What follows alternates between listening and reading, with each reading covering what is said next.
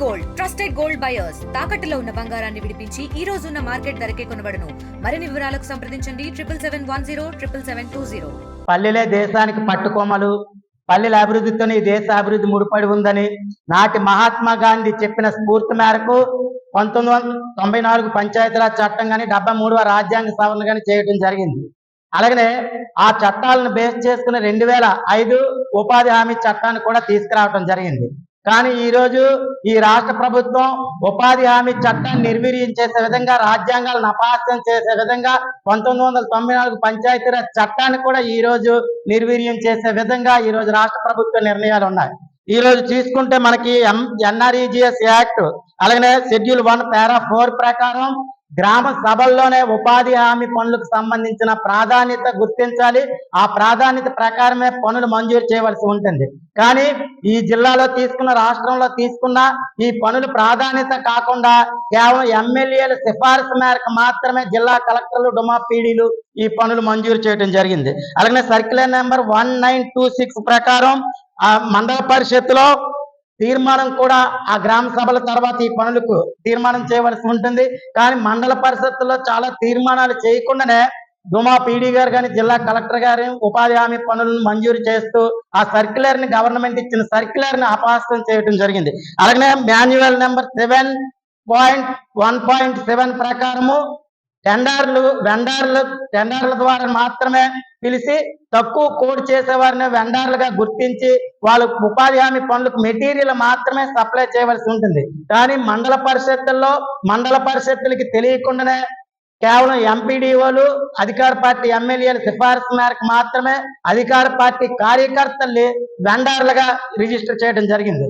Vendor అంటే దానికి government licence పొంది ఆయన సిమెంట్ కానీ, ఇసుక కానీ, ఐరన్ కానీ, స్కిల్ లేబర్లకు కానీ మెటీరియల్ వాళ్ళు సప్లై చేసిన వాడే వెండర్ అవుతున్నారు. కానీ ఉపాధి హామీ చట్టం కాంట్రాక్టర్లకి పూర్తి విరుద్ధం. కానీ వెండర్ల పేరుతో పార్టీ కార్యకర్తలు, అధికార పార్టీ వాళ్ళు ఈ రోజు రిజిస్టర్ చేస్తూ వాళ్ళని కాంట్రాక్టర్లకు కూడా కొంతమంది అమ్ముకుంటూ ఈ నిధులను దుర్వినియోగం చేస్తూ ఉపాధి హామీ చట్టాన్ని అపహాస్యం చేస్తూ ఉన్నారు.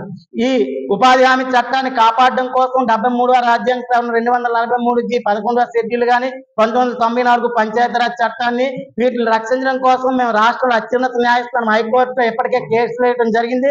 అత్యున్నత న్యాయస్థానం మాకు అనుకూలంగా తీర్పునిస్తూ ఉపాధి హామీ చట్టాన్ని అమలు చేయాలని, వెండర్ సిస్టమ్ ద్వారా ఎప్పుడు కూడా ఉపాధి హామీలకు సంబంధించి మెటీరియల్ సప్లై చేసే వాళ్ళకి కాంట్రాక్టర్ల పనులు అప్పచెప్పకూడదని తప్పుపడడం జరిగింది. అలాగే ఉపాధి హామీ చట్టం ప్రకారం 50% వరకు గ్రామ పంచాయతీని ఎగ్జిక్యూషన్ చేయాలని కూడా కోర్టు డైరెక్షన్ ఇచ్చినప్పటికీ కూడా ఈ రోజు జిల్లా కలెక్టర్లు కానీ, పీడీలు కానీ ఈ కోర్టును కూడా ఇచ్చిన ఆదేశాలు కూడా వక్రభాష్యం చేస్తూ కోర్టు ఆదేశాలను కూడా అమలు చేయకుండా ఈరోజు కోర్టు ధిక్కరణ చేయడం జరుగుతుంది. అందుకే ఈ రోజు మేము మండల ఎంపీపీల అసోసియేషన్, పంచాయతీ సర్పంచ్ల అసోసియేషన్, జిల్లా జడ్పీటీసీల అసోసియేషన్ తరఫున, రాష్ట్రం లోకల్ గవర్నమెంట్ ఛాంబర్ తరఫున ఉపాధి హామీ చట్టాన్ని రక్షించడం కోసం, పంచాయతీరాజ్ వ్యవస్థను కాపాడుకోవడం కోసం మరలా ఈరోజు న్యాయస్థానంలో పోరాటం చేయడం జరుగుతుంది. ఏదైతే కోర్టు ఆదేశాలను అమలు చేయని అధికారులపైన కానీ, మండల పరిషత్తులు, ఎంపీడీఓలు ఏవైతే ఈ రోజు వెండర్లతో ఈ రోజు కాంట్రాక్టర్లు చేస్తూ ఉపాధి హామీ చట్టాన్ని నిర్వీర్యం చేస్తున్నారు. ఇవన్నీ కూడా మరలా కోర్టులో మేము ఛాలెంజ్ చేయడం జరుగుతుంది. కోర్టులో న్యాయ పోరాటం చేస్తాం. న్యాయం జరిగే వరకు కూడా కోర్టులో న్యాయ పోరాటం ఆపమని ఈ రోజు ఏదైతే తప్పు చేస్తున్న అధికారులు కానీ, ప్రజా ప్రతినిధులు కానీ, ప్రభుత్వాన్ని కానీ దోషిగా నిలబెడతాం.